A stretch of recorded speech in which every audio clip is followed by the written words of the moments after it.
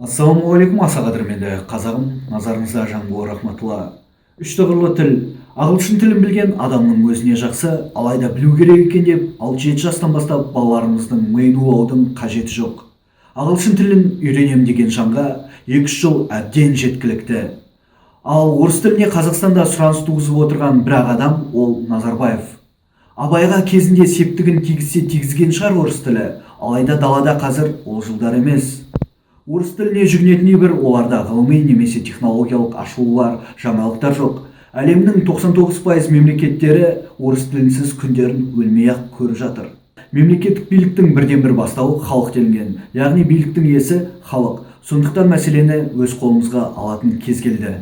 Білім және ғылым министрі сияқты сұрқиялардың жазасын Алла өзі береді деп отыра берсек, бұл дүниеден аңырап, маңырап өтеміз. Мәселені қазір шешу керек. Ассалаумағалейкум.